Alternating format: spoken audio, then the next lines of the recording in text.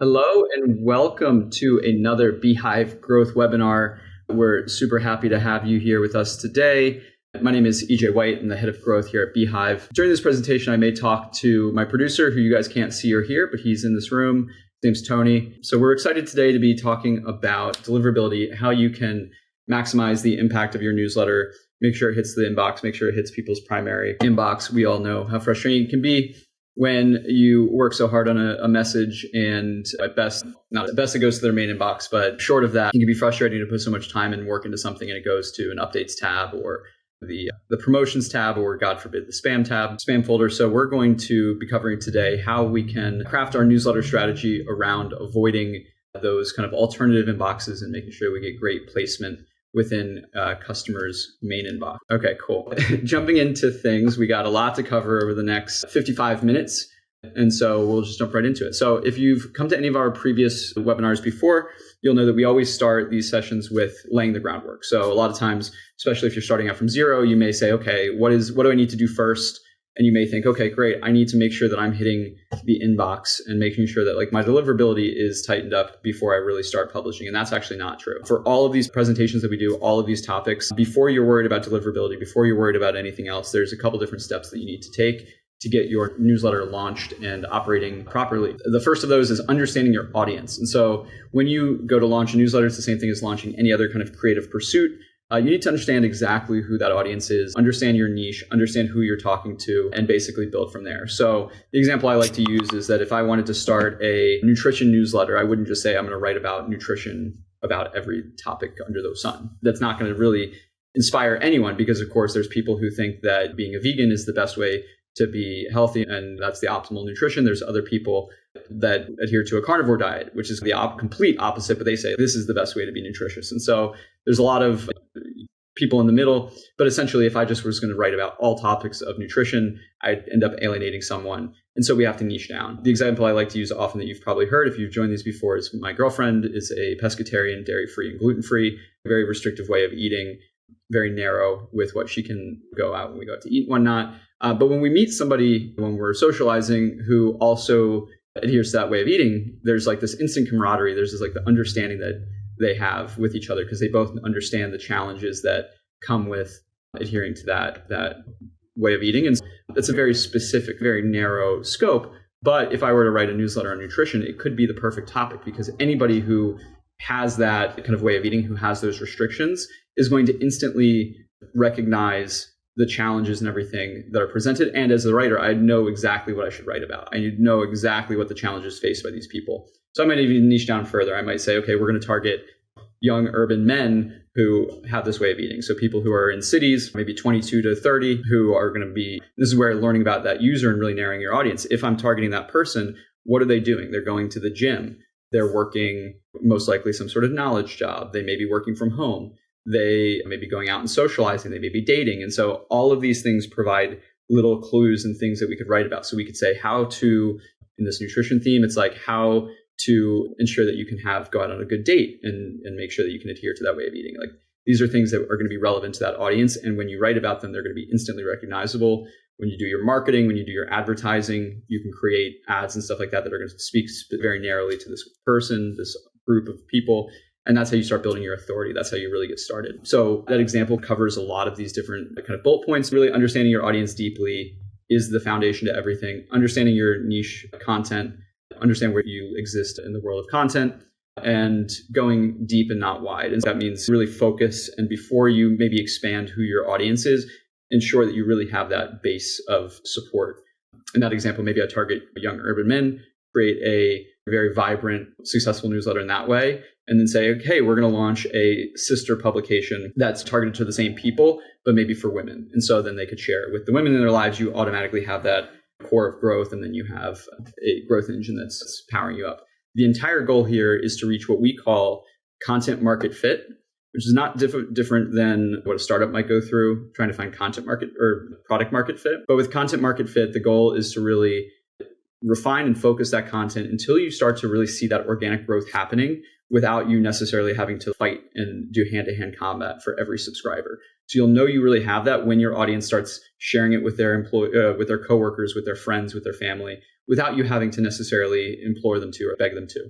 This means that your content is providing value that they want to share and is doing so in a way that is moving them to action. Really important. And if you can imagine that example that I keep coming back to about this nutrition concept, imagine I send this out and then somebody feels seen. They feel truly understood and seen. They likely know people who are in that audience and say, hey, you got to check this out. This is providing so much value. This is amazing. Here, just click this link to subscribe and you're off to the races growing organically. So anyway, that's the entire point here. Before we get started on any of these other things, our number one goal is to seek content market fit so that we are growing and that we are building a sustainable newsletter. So from that perspective, from that place, I almost forgot. Last thing is consistent content. One of the things we recommend is like when you launch, build up an archive of 10 to 15 editions before you actually launch publicly so that one, you start building that habit of publishing, and two, people have a depth of content that they can explore when they discover you so that when they click through your ad or they click through your post, they're not ending up on a blank page that was going to be very not necessarily reflect great. Not to say don't start collecting subscribers until you have that many. You can definitely use your subscriber landing page to collect emails in anticipation for launch. But it's really helpful when you have that archive of content before you launch, so you're not launching the sign. So understanding sending reputation, it's a score that IP or ISPs, internet service providers, and ESPs, or not ESPs, but inbox clients assign to an organization that sends email. So this is basically just like anything in the world. You have a reputation, businesses have reputation, people have reputations. Somebody who is trusted can drive more influence than somebody who is not trusted. And if you have some world leader, like if Obama came and said something, he's probably most likely going to be a much more trusted person than just some rando off the street who you've never met before, even though you've never probably met Obama. There's like a reputation that comes with a person or an entity that allows you to trust more. And so when you first get started, you have no trust, you have no reputation with these internet service providers. And so you may end up going to some of the promotional tabs or the update tabs as you establish that reputation. So the factors that affect that reputation are your sending volume and consistency. One of the reasons why we encourage you to send consistently, the number of spam complaints you receive, the number of bounce rates that you get from each send, engagement metrics, and the quality of the content, which is derived from all of those things. So the impact here is that high sender reputation leads to better inbox placement and deliverability. And this is an ongoing thing. In order to monitor your specific inbox, your IP reputation, you can use these tools here: Google Postmaster tools, Microsoft SDNS, and third-party tools like Return Path. Now, talking really quick about these specifics in the middle here, each of these points. So spam complaints are when so email sending volume is just how many emails you send. In the beginning is probably going to be pretty low, small volume. You're going to have just a few folks that are from your kind of initial list. And hopefully over time that builds. And so that's in some ways, that's what ISPs want to see. They don't want to see going from 0 to 100,000 with no history or reputation. That's a red flag. That's a lot of times you see these days users scraping these lists from data tools, which is against the terms of service of beehiiv. We will find you and we will block you and we will kick you off the platform. But unfortunately, it's what some people do. And essentially, it's a big red flag when you see somebody going with no reputation going immediately to like huge amounts of sending volume. The next thing is spam complaint rate is basically when people mark you as spam. You don't want that to happen. And so we reduce that by ensuring that people have opted in knowingly and willingly. Bounce rates are when you send an email and the email gets returned to you based on the email not existing, either the email not being a real email or the email no longer existing. And both of those are red flags because it's saying, hey, you didn't actually get this email from a user. You added this to your system, which is not what they want to see. Engagement metrics are open rates and click-through rates. Both of those show engagement. So open rates, people want to see your content. Click-through rates, saying what you're sending has the credibility and value that users want to engage with it. And then content quality, basically, obviously, the general kind of all of that together when they look at your profile in terms of how the click rates, engagement rates, bounce rates, spam rates, all of that is going to basically bubble up into the quality of the content you're sending, which then turns into your reputation score. All right. Before I get into this deliverability best practices, I do want to talk about, I think we don't necessarily go deeper into it. There's a couple different ways that you can work with in the context of beehiiv in your account. When we talk about these reputation scores, the elements are the email domain that you're sending from and the ISP or the IP address that you're sending from. Essentially, all beehiiv accounts by default, when you first create an account, send from our shared mail.beehiiv.com sending domain, and they send from our shared IP address. So together, these things both have very strong reputation and extremely high volume. We send 16 billion emails a month. So most of those are on the shared sending infrastructure. And so you adding your 10 people on that shared infrastructure is not really going to move the needle one way or another. And so you can basically piggyback off of the success that other people have had and the work that our security team has done, ensuring quality in the community to basically make sure that your emails are going to deliver to the right people. The next level is in our custom domains section, you can add your own custom mailing domain. This is something that we recommend as a best practice, just so that you do own the reputation of your sending address. But the impact of that can be some turbulence as you establish your own sending reputation. And then as you scale and get bigger, the most complex part of this is the IP address that you send from. And as you get large, some people want to move to an independent dedicated IP so that you are the only email sending from that IP address. So that's like kind of the ultimate. When you're above 100,000 subscribers or more, many folks are looking to be on a custom IP and a custom email domain so that they own all of the elements of. If you're not, you're basically then on our shared pools, which basically, just like most other players in the market, have a couple different elements of reputation. So when you first get started, you're basically in a unknown reputation pool, which is solid, but you basically were trying to place where you go. And then if you have good deliverability metrics, you're going to be placed with other senders who have good deliverability. So good deliverability begets good deliverability.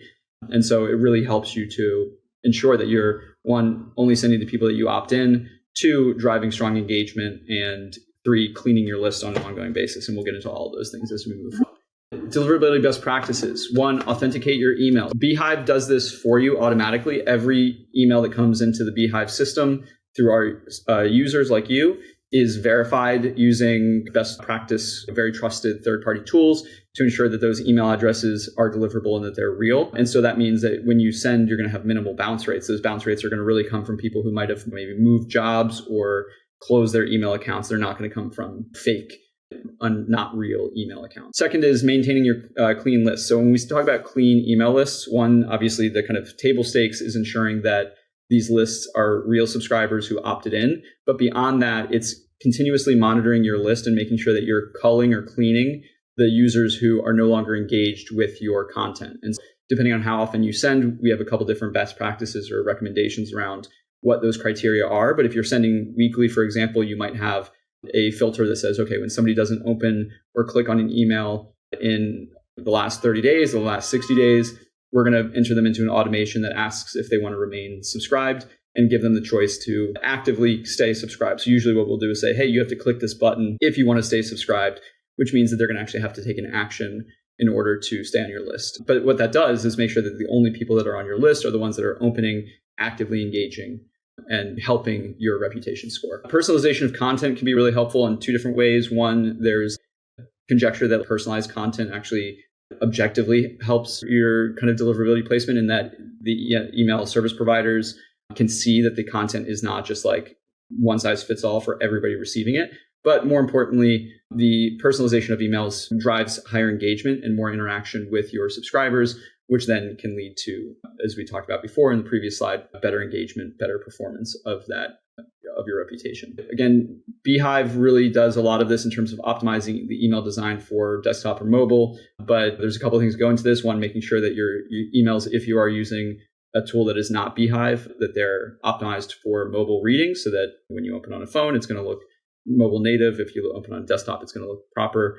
We automatically resize all of the images that are uploaded when you send. And so users who open on a device are going to be served an image that is optimized for their device size. So it's going to load as quickly as possible with the minimal loss of fidelity. But again, these are things, or email weight is one of the things that goes into deliverability as well. So if you can have a lighter weight email by optimizing the specific assets, you're going to get better engagement, better delivery. One of the things that we do on your behalf, but if you're, again, not on beehiiv, you might want to do, is monitoring blacklists or block lists that the different either ESPs or ISPs maintain. So basically, if there's an IP address associated with a sender who's sending a bunch of spam, these different players will create block lists that will flag the sending IPs and likely send those messages to spam. So we have relationships with all of the different block lists. We have the ability to reach out to the people who are over there and basically say, hey, notice that we're on the block list. We're doing the best practice things. We would ask you to reconsider. This was like a rogue person. We've blocked them, etc. We're able to go through that process, and we've streamlined it so that any kind of incidents have minimal impact on our performance. But if you're not on beehiiv, if you're not running that process or you don't have someone doing it for you, it can be really useful if you're trying to troubleshoot deliverability issues. Third, implement double opt-in. This is something that is a best practice and strongly recommended by our security team. A lot of people will forego this, but it's certainly something that we recommend. And double opt-in is where you have an email that gets sent to all of your new subscribers with a button that encourages them to click to subscribe. So they might submit their email, but then they actually have to actively click a button to confirm their subscription. This is really helpful for ensuring better deliverability. You know that the users who are subscribing are seeing your email in their inbox. They're opening it, they're clicking it, which is giving the inbox provider positive signals for your reputation. And you know that they actively opted in. So if somebody didn't use their email and submit their email on their behalf or through some sort of sketchy situation like that.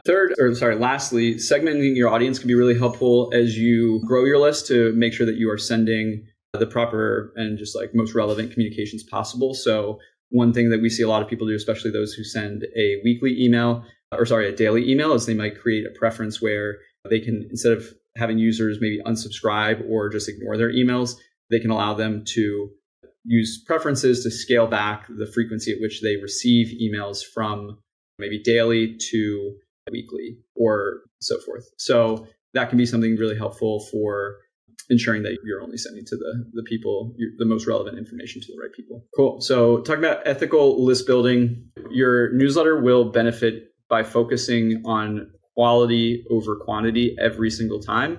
A lot of times people get stuck up in the paradigm of I need to grow my list bigger and bigger. I need to grow my list bigger and bigger as fast as possible. And that's simply not necessarily the best approach. You really want to focus on the quality of those subscribers, ensuring that they are part of your target audience, that they're going to continue to stay subscribed and open and read all of those additions that you send them. Because at the end of the day, if you have a much larger list but that is lower engaged, it will perform worse than if you have a smaller list that is more highly engaged. You're going to get better feedback. You're going to get better signals from the inbox. And you're just going to have a much more lucrative newsletter. You're going to be able to fetch higher prices for your advertising and so forth. When you collect subscribers, you want to do so through only a explicit opt-in process, using clear and prominent opt-in forms where you're letting people know how you're going to be using their email. You never want to use like a data tool or a tool where they're just going to like drop subscribers into your newsletter without that subscriber actively having given you consent. Not only if we see patterns of this will we block you irrevocably and prevent you from creating any new accounts, but it's a great way to ruin your reputation and deliverability because people will just send you to spam. It may seem very appealing, but it's not worth it. The other thing that we used to see more of that's less common now is buying lists. Again, with the advent of these new data tools, buying lists from sketchy strangers on the internet. I'm muted down here. My bad. Sweet. See, this is why I hate sirens. They completely take me out of my train of thought. Want to use clear and prominent opt-in forms. You don't see people buying lists as often as you used to, where you might run into some sketchy person on the internet who says, hey, I'm going to sell you this list. They do exist, but don't do that either. Not worth it. You're going to get spam reports. Is going to ruin your reputation every single time. Again, as we saw on the previous slide, implement double opt-ins to make sure that your users are not only giving you their consent, but confirming it. I just talked at length about how that can benefit you. Offer some sort of value and basically make sure that you're presenting that value up front. So no bait and switches. If you say you're going to offer some sort of lead magnet, make sure that one, you're offering that lead magnet, and two, ensure that like you add some sort of language that users know that they're being subscribed to your email list in addition to receiving the lead magnet. You'd be surprised at how many people try to bury these leads and hide the fact that they're subscribing people. But at the end of the day, if somebody doesn't know they're subscribing, it's not going to stop them from hitting the unsubscribe button or marking you as spam. You're playing a very short-term gain for long-term sad. Never buy email lists. Again, no data tools, no like independent email lists. We have very sophisticated tools and partnerships to make sure that we can recognize when that's happened and we will block you. I mentioned before, clearly communicate expectations. how often you're going to be sending to them. A lot of these things can be done in the welcome email. So once you have them subscribe, basically reiterate some of that in the welcome email so that users know how they can expect to interact. Make unsubscribing really easy. So beehiiv contains all of the headers to make it really easy in the inbox, like where you see like in Gmail specifically, there's, without even opening the email, you have the unsubscribe button. Every email has to have the unsubscribe button in the bottom. We've seen some people, and we block them immediately when this happens. We have an automatic checker, but we have people who try to make the footer of their email black so it hides the text of the unsubscribe button. If you do that, we will kick you off. There is no excuse for not allowing users to unsubscribe and making that very apparent. You're not tricking anyone. You're not fooling anyone. And it ends up worse for you because instead of unsubscribing, they just mark you as spam. So again, the name of the game with all of this, if I had to say one thing, is basically there is no long-term benefit or positive impact of using some of these more sketchy approaches or not being completely transparent with your users. It's all about a game of trust. And if you build trust, you're going to be successful. And if you try to act in a way that is like circumventing or subverting that trust, you're going to have a bad time and you're going to suffer in terms of open rates, in terms of growth rates, et cetera. Cool. So I know that there's a bunch of questions coming through. I think Tony is handling them. Yeah, got it. So 2 questions came through. One is about benchmarks. I would point people towards our State of the Newsletter or State of the Industry report that came out today. On one hand, I could give you benchmarks. On the other hand, it really doesn't. I don't actually really ever like using benchmarks. Every situation is so unique that it really depends on your newsletter. It's certainly good to know that 0.0, that should be the benchmark. If you are above 0.05, it's good to know that you should definitely be below that. But if you're at 0.01% spam rate, then you should be aiming to go 0.001. You should always just be aiming to get better. The benchmarks really just show you how you're stacking up and whether you are in a place that is like outside the norm. But I'm a much bigger fan of, rather than working towards benchmarks, just playing against yourself, almost like that Ghost Racer when you play like Mario Kart or any of those racing games where it shows your best score. Always be trying to beat that score, not necessarily the benchmarks. Because at the end of the day, benchmarks are just an average. Brings down the high performers, it brings up the low performers. The only person you should compete against is yourself. The second question was asking about something with Outlook deliverability issue. I'm not familiar with what that might be, but if there's details, you can drop them in the chat. But in terms of like kind of widespread Outlook deliverability issue, that doesn't exist. Dish asks, can beehiiv support help check if everything's set up technically? Everything is set up technically. We do that all for you. The only thing that you need to do is the DMARC checker, which we provide a tool for. Tony can drop that. But other than that, everything, if you are on beehiiv, your account is set up to send technically correct unless you are getting like an error in platform. We make it really easy to ensure that you're not doing anything incorrectly. Somebody said users are not cleaned when they're sent with never bounce. That's not correct. Every user, even when they're sent via API, are gone through never. Cool. Addressing all those questions. Cool. So next, how does frequency, timing, and the metrics that you get affect your deliverability rates? At the end of the day, it depends. You really want to go for consistency. You don't want to start. This is just a broader strategy around newsletter creation. You want users to know what to expect when they are subscribing. So you don't want to, go through a period where you're sending once a day, daily, and then you go and you just start sending weekly. It's send consistently, choose a lane. It's much harder to send a daily. It's definitely not required. I'd say the sweet spot is really like a weekly newsletter. But when you do that, find a good cadence that you can commit to and you can stick to. It goes back to that foundational thing of publishing consistently. If you're going to publish weekly, pick a day, Wednesday at noon, Thursday at 9 a.m., whatever it is. But just make sure that you're hitting that goal deadline every time so that users can know what to expect and can look forward to and anticipate that. It does help. It does. When you find those true fans, if you have a 60 or 70% open rate with a couple thousand subscribers, those users are looking forward to your content. And they may not be sitting in their inbox waiting for it to arrive, but it's the type of thing where when they see it come in, they're going to drop what they are doing and open it and read through it. You can do this in part by segmenting your audience and understanding like which parts of your audience are performing the best in terms of where they came from. So how are your ads customers performing? How are your organic customers performing? Is there alignment there? Understanding and making sure that those different segments of your audience are performing in a similar way can be really useful. If you see that your normal open rate is 70%, but your open rate from your paid users are way down and 30%, you may have an issue where the people that you're targeting and bringing in through paid are not nearly the same quality as the people that you brought in organically. And so that can mean that you need to tighten up your targeting. You may want to do a little bit more vetting in terms of when users come in, maybe put them through a subscribe survey and ensure that you're bringing in the right folks.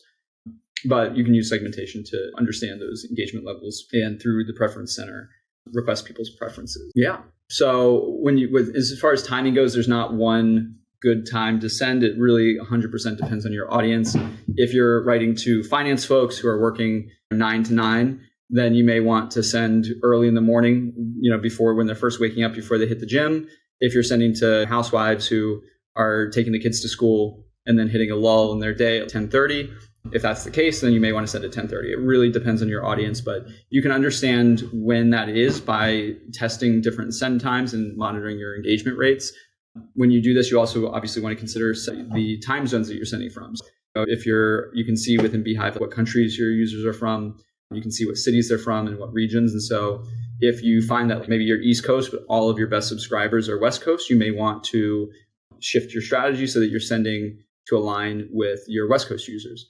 We have some users who use preference centers to do this. So you could send maybe multiple different sends, but you send them specifically to these different time zones. And at some point in the future, probably sometime this year, we'll have a feature where you can just set it to send at a specific user's time zone, something that we have gotten a lot of requests for. When you're building these segments and when you're trying to optimize for performance, just like with most other parts of the business, you're going to track these key metrics. So open rate, click-through rate, unsubscribe rate, and spam complaint rate. Conversion rate is going to be separate, pulled out. We should probably change the order of this, but the conversion rate would be more along the lines of those subscribe conversion rates, the different audiences that you're bringing in. But maybe if you're selling different things, if you're upselling to a paid course, that obviously also is a different type of conversion, and you should keep track of that conversion rate too. Sweet. Moving on, IP warming and dedicated IPs. This is a little bit more of an advanced tab. So if you're smaller, just starting out, for the next 30 seconds, you can take a break, get some water, zone out a little bit. But when you do move a larger list from one platform to another, it's critical that you go through an IP warming process. beehiiv does this automatically. It's a feature called smart warming. But at the beginning of the conversation, I talked about how inboxes hate if they just see you going from 0 to 100,000. It's a super sketchy signal. It might indicate that you bought a list, but it's just something that they hate to see. And so whenever you move platforms and or change the custom domain, you're going to want to go through what's called an IP warming process, where you basically take a portion of your traffic, typically the highest engaged portion of your users, and basically start very small. It could be simple as like 1 subscriber, then 2, then 4, then 8. If you can do this manually, it's a really annoying process to do manually, which is why we've automated it for our users. But you basically want to take and separate that portion of your traffic and slowly scale up from that specific IP. So if you're moving between tools and you're not on beehiiv, you would basically want to just slowly bring over your list and then send like normal from both platforms. Again, with beehiiv, we handle this by sending the shared we send the majority in the beginning of smart warming from our shared IP that has a very strong reputation, and basically no amount of volume will be able to cause any issues there. And we will then automatically send your subscribers starting out with just a few and then expanding over subsequent sends until your list is fully transitioned. Dedicated IPs are another feature that are offered by most email tools. They give you full control over sender reputations, but they typically cost extra and need a bit of an extra setup as well as an additional warming process. They are really best and primarily used for accounts with more than 100,000 subscribers. Like the typical use case here is like if you're running a business, a real business, you have employees, you have people that are relying on you, and you have either some sort of legal obligation or you have some sort of like just general risk management that you want to make sure that there's no platform risk in terms of spam sender causing a drop in reputation. Very unlikely on beehiiv, but just some folks want to make sure that they own their destiny and have full control over all of the different knobs. But again, that's usually when you're at a very high level, you have a lot of money at play, and you want to just make sure that you own your destiny. Shared IPs are suitable for lower volume senders, less control independently, but with that less control, we are here to support you and basically give you insights. If you do have challenges and you're on the shared IPs, we stand ready to help. Any kind of issues where you think you might be able to get better deliverability, our support team is happy to help and give you the tips and tricks to get you worked out there. We've talked about the different best practices. We're going to talk about some red flags that you should avoid right now.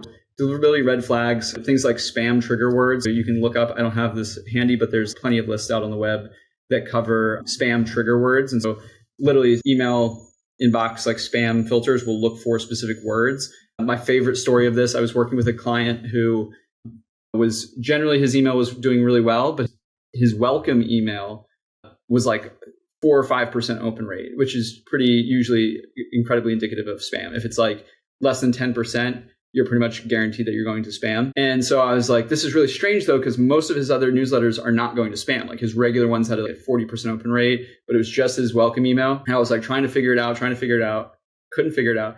Finally, I actually opened up the welcome email, and the subject line of his welcome email was like, click here to claim your free gift card, or something like that, something to that effect, where literally like the free gift card scam is like one of the most pervasive and popular on the web. And so if you send an email offering a free gift card, you pretty much are going to go to spam every time.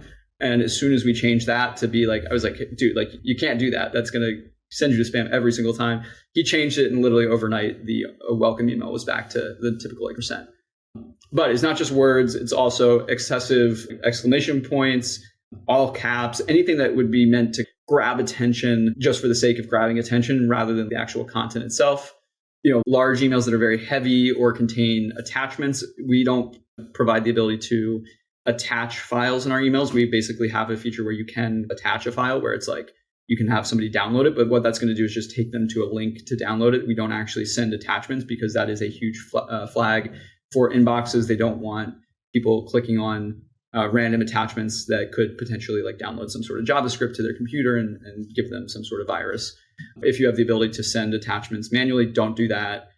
We also recommend against like full like image, very, very image only emails. A lot of times those can be a little bit suspect because email inboxes have a little harder time understanding what is the content there. They will potentially quarantine those. Yeah, other than that, it's pretty basic stuff. Make sure that your links work, they're not broken. Don't use link shorteners like Bitly or any of those others. That's a huge red flag. We don't support that in beehiiv. You'll get an error because basically spammers will use Bitly links or these link shorteners to hide malicious links. So if a user clicks it, before they know it, they're going to a random website. Lack of proper authentication, especially in today's world. Back in the fall, Yahoo, Gmail, and the consortium of email inboxes upped the security requirements so that you need to have SPF, DKIM, and DMARC all working in coordination.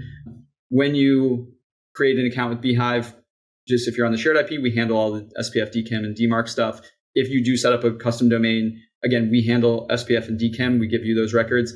DMARC is a specific protocol around what these inboxes should do when there's a spoofed email, like how they should quarantine it. Basically, the options are to say, do nothing but send me a report, basically send to spam, and basically quarantine. I'm not doing a great job of explaining it, but basically, if you set this up wrong, you could end up in a situation where you're basically you're on purpose or like telling these inboxes to essentially send all your emails to spam, which is why we don't set that manually. It's a security setting that depends on each organization. We do provide you instructions, and Tony will drop instructions on how to actually set up that record within your DNS. But we walk you through it. We have a tool that can show you exactly how to set that up. That's only relevant if you're on a custom domain. Again, we do walk you through all of that. It's just something to be aware of. Again, as we talked about at the beginning, red flags, high bounce rate, high spam complaints. Those are going to be really huge red flags. Obviously, if a lot of people are complaining that you're sending spam, likely that you're sending spam. And then high bounce rates just mean that their fake emails are not real emails. And that means that you don't actually know who you're sending to. And then we talked about sudden volume increases. So this is like a super high value slide. So we have a couple playbooks that we want to run through. These will be included in the recording, in the post that we make. If you're a little over eager, there's another deliverability session that we did a couple months ago, actually with our head of security. It's already posted online, so you can see, you can download that deck. It's a very similar deck. You can even watch the presentation. It's a very similar presentation. But if you do need these resources before we get these published, you can go to that one, and maybe Tony will be kind enough to drop that there. But essentially, one of these playbooks is a deliverability audit. Whether or not you're on beehiiv, it can be a useful practice to go through this. These are basically links that are specific tools that I've used in the past. This SPF, DMARC, and DKIM checker can tell you, make sure that you're in agreement. All of these things are working in coordination and are set up properly. Mail tester is useful because you can actually send it an email. You got to your subscribers, and you can send a test email, for example, and it'll give you a checklist of everything that you might be able to improve deliverability. And then inbox placements. Okay, so that link, it takes you to a place, but it's a tool called Glock Apps. There's a bunch of tools that do this, but they can basically give you a seed list that is a list of 70 emails or so that basically are maintained across all of the different email providers, and they will show you exactly where your email is ending up. That is a paid service, certainly not required, but it can be helpful, especially if you have an existing list and you want to see how your email is being handled globally across literally it's 70 different email clients. Once you do all these things, you'll see patterns, and you'll be able to get a kind of a short list of things that you need to do in order to basically improve your placement. Second one, welcome new subscribers. So one of the key things you can do to maximize your engagement and maximize your deliverability is a very well-designed welcome sequence.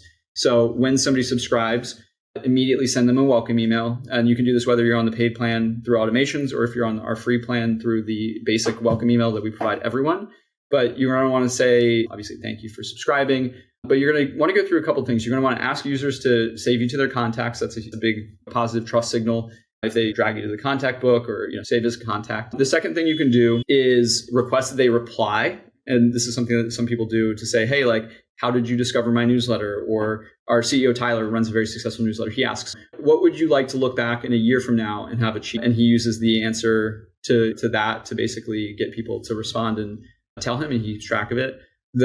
Another thing you can do that's like not responding, but it is driving clicks, is you can include like your greatest hits so that users will click through and show the inbox that you're trusted and that you're sending valuable content. And then the last step you would do is, the first three steps are like once users open the email, but as users go through that sign up flow, you want to make sure that once they sign up, at some point, whether it's after your recommendations and your upsell or whatever, depending on what you're using with beehiiv, there's a custom page for your post-subscribe experience where you have these instructions. So you obviously want to have the welcome email say, hey, like respond or whatever, but you can also prompt users to do this. So whether or not they see those instructions for the first time in the email, or it's like they go through the subscribe process, you're prompting them with what to do so that there's no confusion. Third thing, again, if you're changing platforms, a little bit of playbook around IP warming. So step 1A is just use beehiiv and you don't have to think about it at all.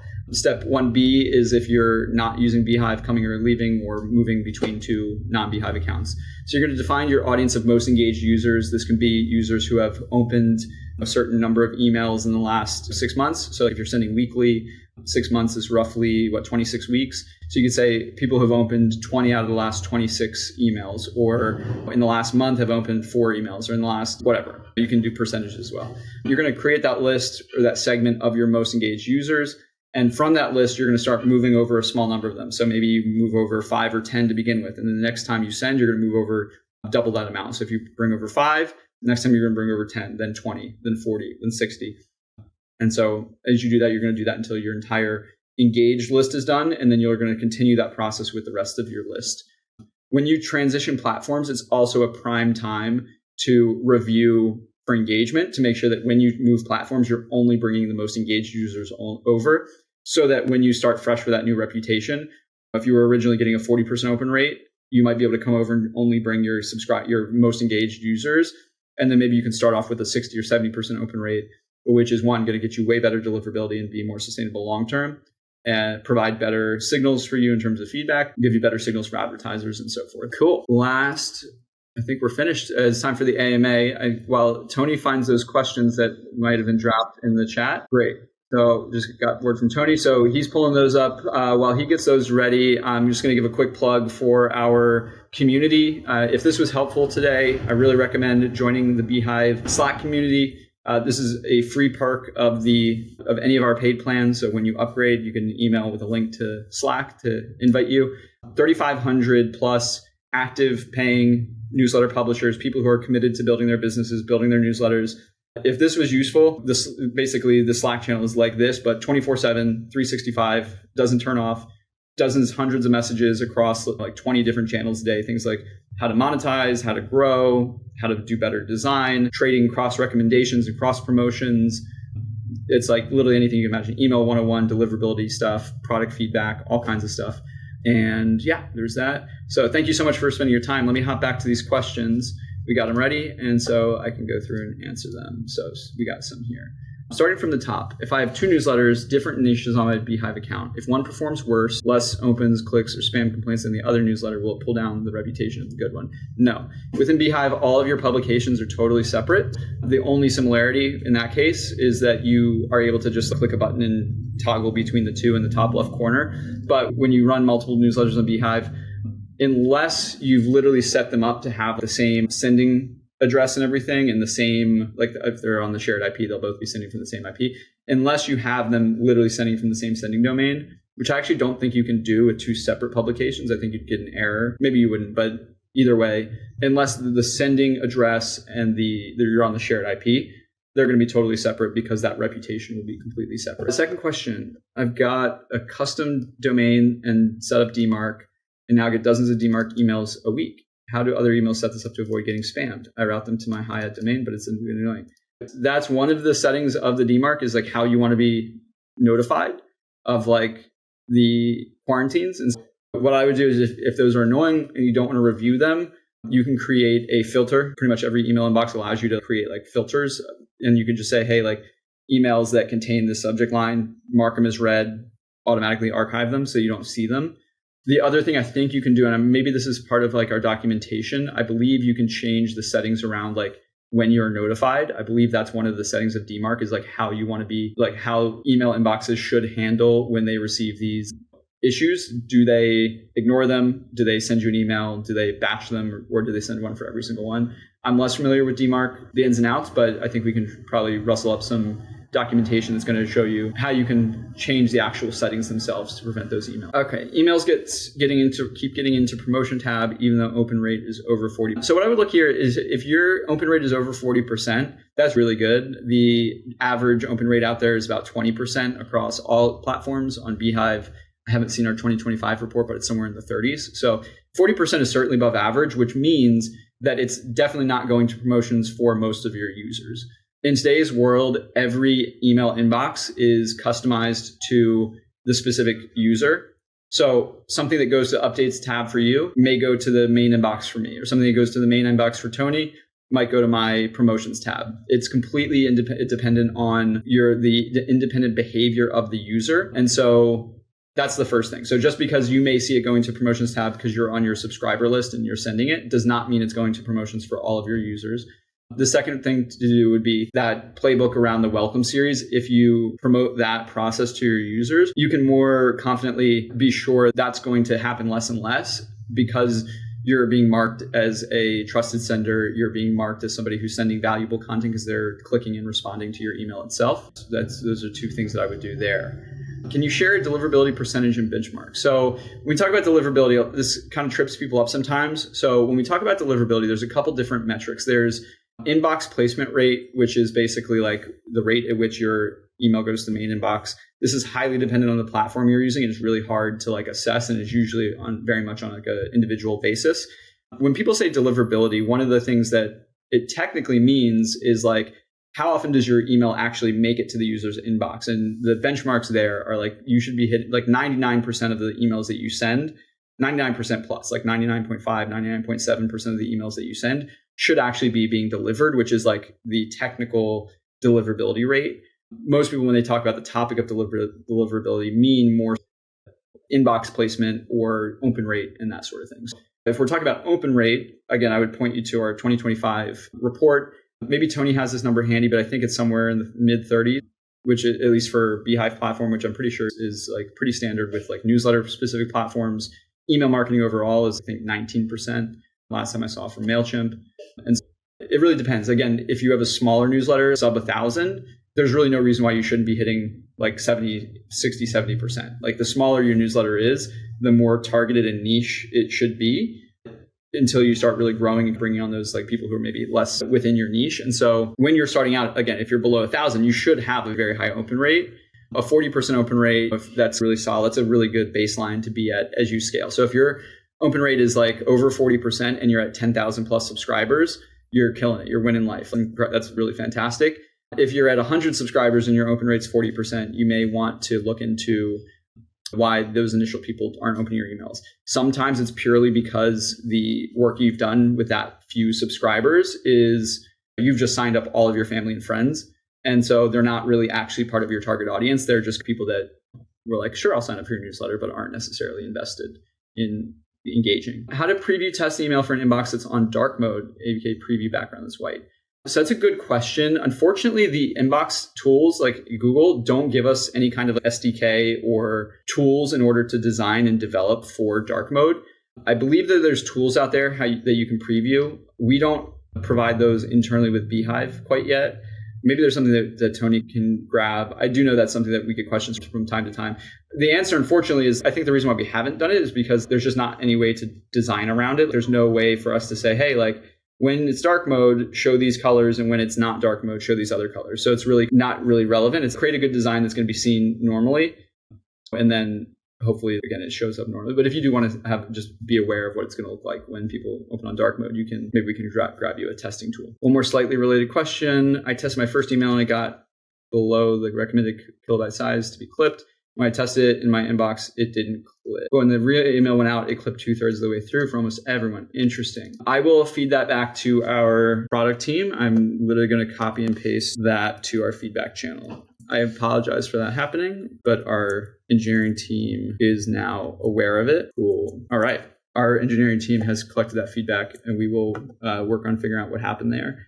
If you want to drop your newsletter, the name of it, or like the URL for your newsletter, that might be helpful. A public way for us to then look up your account. I don't want you sharing your email necessarily or anything like in the public chat, but if you wanted to share in the chat the URL of your newsletter, I can attach that to the message that I just sent to our engineering team, and we can handle that. Cool. Amazing. So I just went through all the questions that I had dropped, that Tony had dropped for me.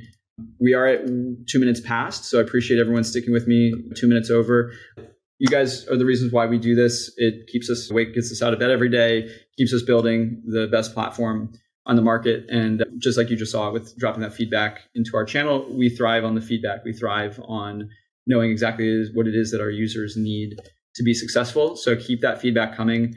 I can promise you and guarantee you that we care more than any other company in the industry in terms of making sure that we're building the best product for you, giving you all the tools needed and listening to your feedback. There is absolutely nobody who cares more about your success than us. With that said, thank you so much for your time today. Let's give a quick round of applause to Tony, who sat in the background and answered a bunch of questions for you. Couldn't do it without him. And thank you, all of you, even those that are listening to this in the future. Hello from the future. I'm from the past. Hello from the past. I see you. You're seen and appreciated. And we can't wait to see what you build. Please reach out to us. If you are on the paid plan, but you don't have access to the community for some reason and you want to get access to the community, give me an email and I'll connect you with our community manager. Otherwise, again, definitely recommend, if you're serious about your newsletter, joining this community. There's no better place to be across the entire industry. And I don't think there's many places you'll find 3,500 active, like real newsletter publishers and operators. So with that being said, everybody have a blessed Tuesday and we'll see you soon. Thanks so much.